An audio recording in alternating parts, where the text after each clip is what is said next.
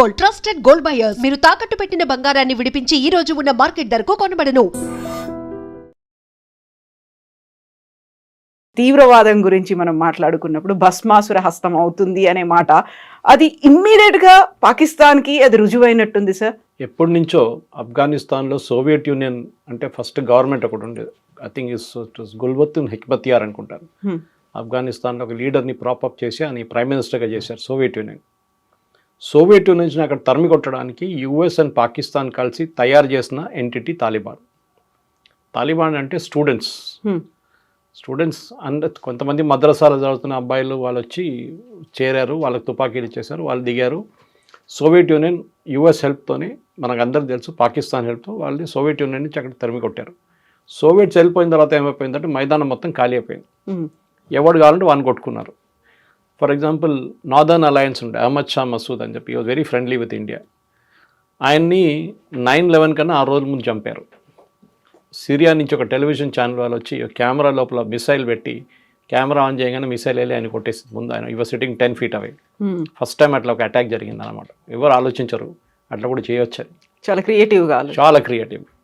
So ఈ ఆఫ్ఘనిస్తాన్లో ఈ తాలిబాన్ని క్రియేట్ చేసే ముందు తాలిబాన్తోని వీళ్ళు పనిచేశారు పాకిస్తాన్ వాళ్ళు అండ్ యుఎస్. మన దగ్గర జర్నల్ సింగ్ భింద్రన్ వాళ్ళే స్టోరీ చెప్పుకోవచ్చు మనం కావాలంటే. జర్నల్ సింగ్ భింద్రన్ వాళ్ళని తయారు చేసిన మనిషి Indira Gandhi. He was a nobody, చిన్న ప్రీస్ట్ ఉండే ఆయన తీసుకొచ్చి పెద్ద హైప్ ఇచ్చేసి పెద్ద డబ్బులు ఇచ్చి మనీ ఇచ్చి ఆయుధాలు ఇచ్చి ట్రైనింగ్ ఇచ్చి చేసిన మనిషి ఇందిరాగాంధీ. ఎందుకంటే సిక్ గురుద్వారా ప్రబంధక్ కమిటీ అని ఈ అన్ని గురుద్వారా కంట్రోల్ అప్పుడు అకాలీదళ్ చేతిలో ఉండే. సో అట్లానే అకాలీదళని అక్కడ తీసేయాలని చెప్పి భింద్రన్ వాళ్ళని తీసుకొస్తే భింద్రన్ వాళ్ళే తర్వాత భస్మాసుర అయిపోయాడు.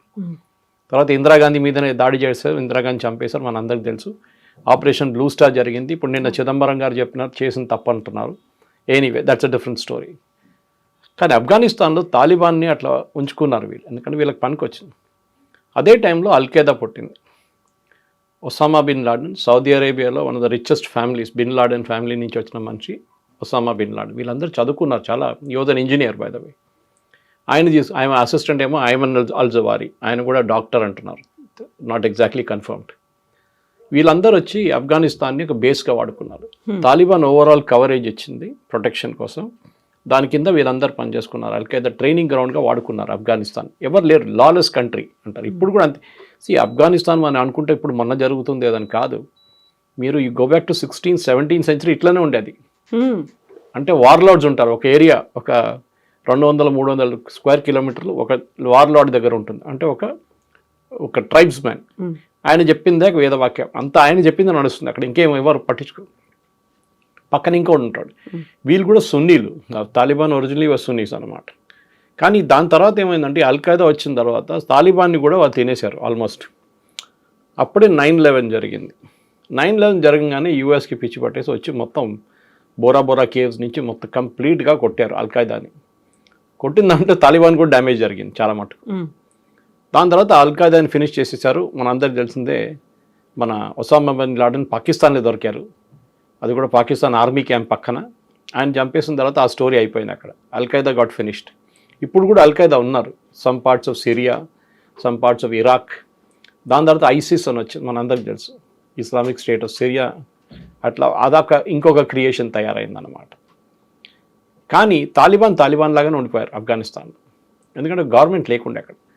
యుఎస్ నేటో కలిసి చాలా సంవత్సరాలు ట్రై చేశారు కొంచెం సెంబ్లెన్స్ అని తీసుకొద్దాం చెప్పి. కానీ చాలా మటుకు సూసైడ్ అటాక్స్ జరిగింది.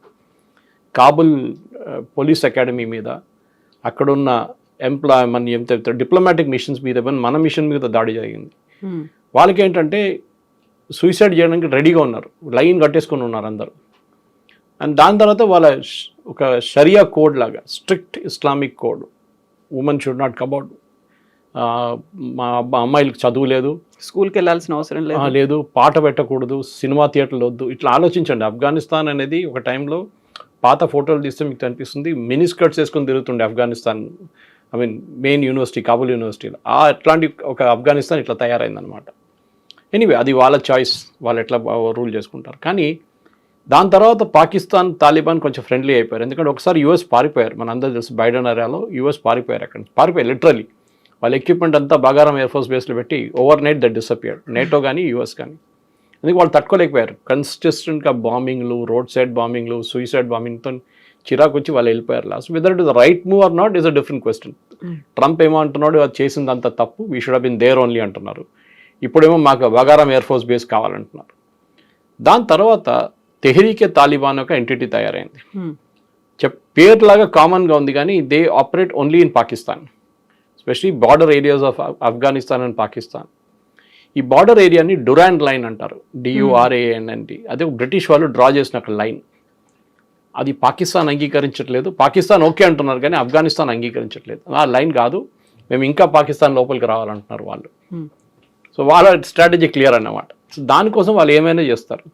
రెగ్యులర్గా పాకిస్తాన్ ఆర్మీ మీద తెహ్రీకే తాలిబాన్ దాడి చేస్తున్నారు. ఇప్పుడు కాదు, చాలా సంవత్సరాల నుంచి. వాళ్ళ రావల్పిండి హెడ్ క్వార్టర్స్ మీద కొట్టారు ఒకసారి, సూసైడ్ బాంబింగ్ చేశారు. చాలా మట్టుకు ఇప్పుడు మనం చూస్తున్న జాఫర్ ఎక్స్ప్రెస్ కానీ మిగతా అంతా వీళ్ళు చెప్తున్నది బలూచ్ లిబరేషన్ ఆర్మీ అంటారు కానీ దాంట్లో తెహ్రీకే తాలిబాన్ చేయకూడదు, దాంట్లో డౌట్ లేదు. ఇప్పుడు లేటెస్ట్ ఫ్లాష్ పాయింట్ ఏం జరిగిందంటే వాళ్ళ ఒక టెర్రరిస్ట్ లీడర్ని చంపడానికి పాకిస్తాన్ ట్రై చేశారు. ఎందుకంటే మొన్న వాళ్ళ పాకిస్తాన్ ఆర్మీ క్యాంప్ మీద దాడి చేసి జాఫర్ ఎక్స్ప్రెస్ని డీరైల్ చేసిన తర్వాత దాని కోపంగా వీళ్ళు వెళ్ళి కొట్టారు పాకిస్తాన్ ఎయిర్ ఫోర్స్. తాలిబాన్కి ఎయిర్ ఫోర్స్ లేదు ఎక్కువ, ఉన్నదంతా పాత హెలికాప్టర్లు, అది ఫ్లై చేస్తుందో లేదో కూడా తెలియదు. అది US వాళ్ళు అట్లనే పెట్టి వెళ్ళిపోయారు అక్కడ. కానీ వాళ్ళ దగ్గర ఉన్నది మెయిన్ కాంపోనెంట్ ఏంటంటే సూసైడ్ బాంబర్స్. అది నేను చెప్పాను కూడా చూడండి, ముందు పెద్ద లైన్ ఉంది వాళ్ళ దగ్గర రెడీగా, ఎంతమంది కావాలంటే అంతమంది వెళ్తారు సూసైడ్. పాకిస్తాన్కి ఇప్పుడున్న భయం అది. ఇది కన్వెన్షనల్ వార్ కాదు. మన ఇప్పుడు we go back to Vietnam. ఇంత పెద్ద US ఆర్మీని ఓడించింది ఒక చిన్న గెరిలా ఆర్మీ. ఓకే, వియట్కాంగ్ అని చెప్పి వాళ్ళ గెరిలా ఆర్మీ US ఆర్మీని ఓడించిన వియట్నాంలో లెసన్స్ ఏంటంటే కన్వెన్షనల్ వార్ కాదు, this is a unconventional war. ఇప్పుడు మన ఎగ్జాంపుల్ చెప్పాలంటే ఇరాక్లో జరిగినట్లా చెప్పొచ్చు మనం కావాలంటే. అది కాకుండా సిరియాలో జరిగింది చెప్పొచ్చు, అక్కడ కుర్డిస్తాన్లో జరిగింది. ఒక ఆర్మీ రెగ్యులర్ ఆర్మీ ఇర్రెగ్యులర్ ఆర్మీతో ఫైట్ చేస్తున్నారు. ఫర్ ఎగ్జాంపుల్ ఈవెన్ మీరు కాశ్మీర్ తీసుకోండి, మనం ఫైట్ చేస్తున్నప్పుడు వీఆర్ ఫైటింగ్ ద టెర్రరిస్ట్. వాళ్ళు రూల్స్ పాటించరు. ఆర్మీ అన్నప్పుడు ఆర్మీ టు ఆర్మీ కొన్ని రూల్స్ ఉంటుంది, రూల్స్ ఆఫ్ ఎంగేజ్మెంట్ ఉంటుంది. మీరు ఒకరిని పట్టుకుంటే ప్రిజనర్ ఆఫ్ వార్గా ట్రీట్ చేయాలి, అని హ్యూమన్గా ట్రీట్ చేయాలి, అన్ని హ్యూమన్ రైట్స్ ఇవ్వాలి, వాడికి తిండి పెట్టాలి, వాడిని హ్యాండ్ కఫ్ చేయకూడదు అని చాలా రూల్స్ ఉన్నాయి అట్లా. కానీ టెర్రరిస్ట్ ఇదంతా పట్టించుకోరు. సో ఈ తెహ్రీకే తాలిబాన్ని ట్యాకిల్ చేయడానికి పాకిస్తాన్ ఆర్మీ కొంచెం ఒక ఏం చెప్తా కొంచెం గట్స్ వచ్చేసింది వాళ్ళు. ఎందుకంటే US ఇప్పుడు బ్యాక్ చేస్తున్నారు వాళ్ళని. ఎస్పెషలీ ఖైబర్ పఖ్తూన్వా కానివ్వండి, ఇక్కడ ఇటువైపు బలూచిస్తాన్ వైపు రేర్ ఎర్త్స్కి ఒక US కంపెనీ మొన్ననే ఫస్ట్ కన్సైన్మెంట్ USకి పంపించారు. అటువైపు చైనా ఏమో మేము ఇవ్వమంటున్నారు. సో పాకిస్తాన్ మీద మొత్తం డిపెండ్ అయి ఉన్నారు US ఇప్పుడు. సో US ఏమన్నారంటే ఫస్ట్ రాగానే మీరు చూసుంటారు, ట్రంప్ రాగానే ఒక పాకిస్తాన్తో మన ఆపరేషన్ సింధూర్ తర్వాత ఈ రేర్ ఎర్త్స్ కోసం అగ్రిమెంట్ సైన్ చేశారు. ఆ రేర్ ఎర్త్స్ అగ్రిమెంట్లో వాళ్ళు ఏం చెప్పారంటే బలూచ్ లిబరేషన్ ఆర్మీని మీరు టెర్రరిస్ట్ గ్రూప్గా డిక్లేర్ చేయండి అని అసీం మునీర్ డిమాండ్ చేశారు. ట్రంప్ ఇమ్మీడియట్లీ అంగీకరించారు. ఇంకా ఆయనకే రేర్ ఎర్త్స్ కావాలి అక్కడ ఉన్నది. అది వీళ్ళేమో థ్రెటన్ చేస్తున్నారు. దీని ముందు చైనీస్ వర్కర్స్ని చాలామందిని చంపారు వీళ్ళు, బలూచ్ లిబరేషన్ ఆర్మీ వాళ్ళు. సో తెహ్రీకే తాలిబాన్ ఏమో నార్త్ నుంచి కొడుతుంది, అంటే వాళ్ళ basically north of Pakistan and south of Afghanistan. వీళ్ళేమో బలూచ్ వాళ్ళు ఇక్కడి నుంచి, ఖైబర్ పఖ్తూన్ వాళ్ళు ఇంకా ట్రైబల్ గ్రూప్స్ చాలా ఉన్నారు. మొన్న పాకిస్తాన్ ఎయిర్ ఫోర్స్ అక్కడ కూడా బాంబ్ చేశారు, మీరు గుర్తుండి, వాళ్ళ ఓన్ సిటిజన్స్ మీద బాంబ్ చేశారు వాళ్ళు. కానీ మేము చేయలేదన్నారు, అందరికి తెలిసి చేశారని చెప్పేసి.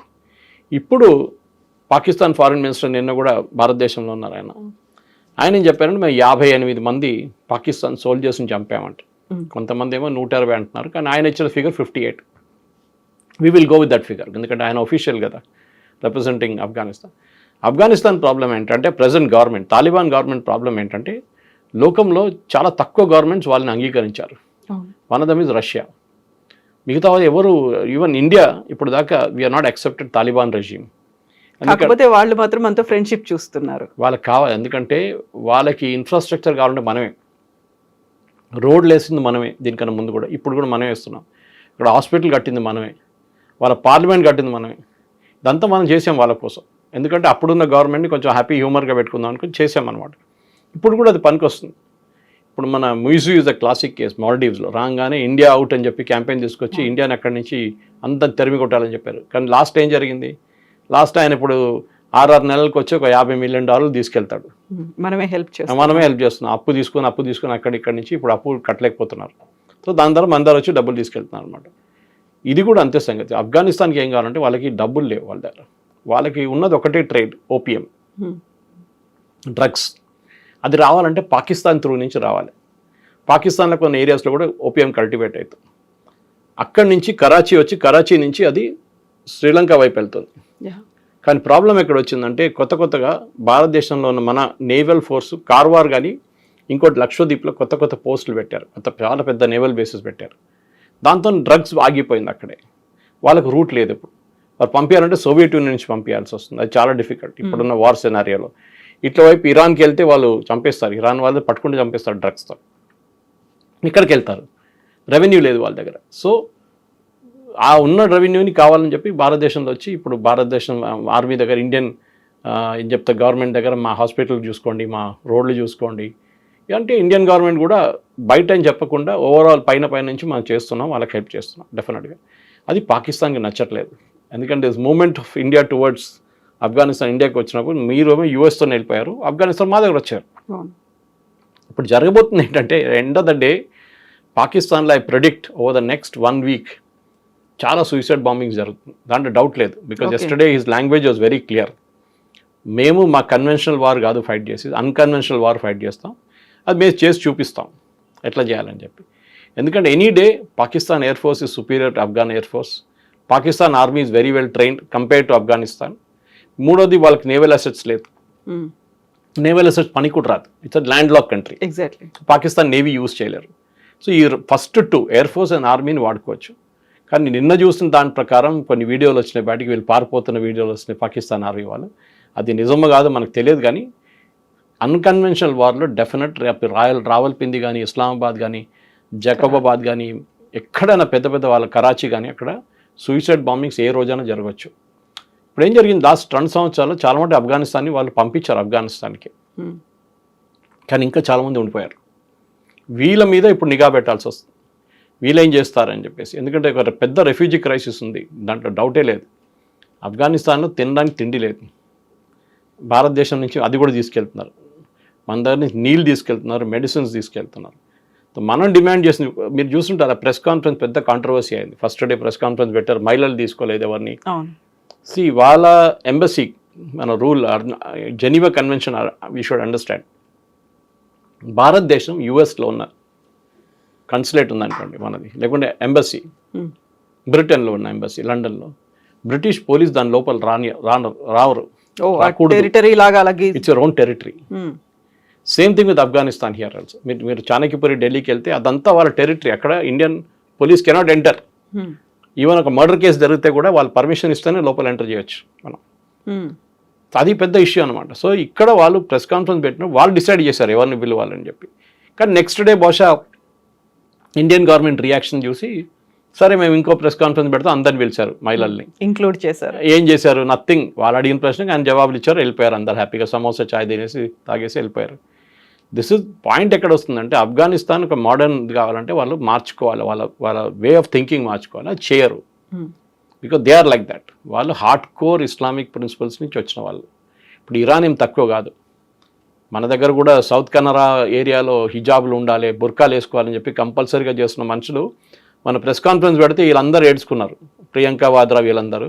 ప్రియాంక వాద్రా కాన్స్టిట్యున్సీలోనే ముస్లిం మహిళలు, ముస్లిం పిల్లలు స్టేజ్ మీద ఎక్కకూడదు, ప్రైజ్ తీసుకోవడానికి కూడా it is not allowed under Islam అని చెప్పి సమత అని చెప్పి ఆర్గనైజేషన్ అక్కడ ఒక కాన్ఫరెన్స్ పెట్టినప్పుడు ప్రైజ్ డిస్ట్రిబ్యూషన్ సెరమనీలో అమ్మాయిల్ని స్టేజ్ మీద రానియలేదు.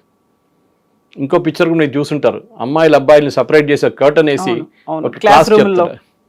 ఇది ప్రియాంక గాంధీ వాద్రా వాయనాడులో జరుగుతుంది. ఆమె ట్వీట్ చేస్తుంది ఏమి తాలిబాన్ వాళ్ళు మహిళలను పిలవట్లేదు అని చెప్పి. So one should remind her where the truth is in between అనమాట. తాలిబాన్ వాళ్ళు వాళ్ళ పని చూసుకుంటాం, వీ కెనాట్ ఇన్ఫ్లుయెన్స్ దెమ్. మనం చెప్పలేం, కానీ చెప్పాము. నెక్స్ట్ డే వాళ్ళు దానికోసం చేంజ్ అయ్యారు. కానీ ఇప్పుడు ప్రెజెంట్లీ పాకిస్తాన్లో I think over the next 20-25 days Pakistan చాలా కేర్ఫుల్గా ఉండాల్సి వస్తుంది. వాళ్ళు ఏమంటున్నారు, మా మీద దాడి చేస్తే మేము చేస్తూ ఉంటున్నాం. కానీ మీరు చేస్తే ఇంకా సిచ్యువేషన్ ఇంకా హారబుల్ అయిపోతుంది. స్పెషలీ బార్డర్ ఏరియాస్లో, క్వెటా ఆ ఏరియాస్లో అంతా, పెషావర్ ఏరియాస్లో it will B messed up, completely mess up అయిపోతుంది. ఇంకా బహుశా చాలామంది చనిపోతారు. ఆఫ్ఘనిస్తాన్ వాళ్ళకి నంబర్లు పట్టించుకోలేదు, వాళ్ళు పట్టించుకోరు. ఎందుకంటే వాళ్ళు సోవియట్ యూనియన్తో ఫైట్ చేశారు, తర్వాత యూఎస్తో ఫైట్ చేశారు, నేటో ఫోర్సెస్తో ఫైట్ చేసిన వాళ్ళకి ఇది చాలా ఈజీ. ఒక 100 మంది చనిపోతే రోజు కూడా వాళ్ళకి ప్రాబ్లం లేదు, దే విల్ ఫైట్. కానీ పాకిస్తాన్కి చాలా ఎంబరాస్మెంట్ అయిపోతుంది అది, ఎస్పెషలీ వాళ్ళ ఏదైనా డిప్లొమాటిక్ అసెట్స్ ఎఫెక్ట్ అవుతుంది. రేపు మన యూఎస్ ఎంబసీ మీద దాడి చేశారనుకోండి, ఇస్లామాబాద్ కానీ రావల్పిండి కానీ, it will be a big blow అనమాట. చైనీస్ వాళ్ళు ఎట్లా పారిపోయారు, చైనీస్ టెక్నికల్ వర్కర్స్ అంతా పాకిస్తాన్ నుంచి రోడ్ కడుతున్న వాళ్ళు, డ్యామ్ కడుతున్న వాళ్ళు అందరూ పారిపోయారు లాస్ట్ 6 monthsలో. అదే పరిస్థితి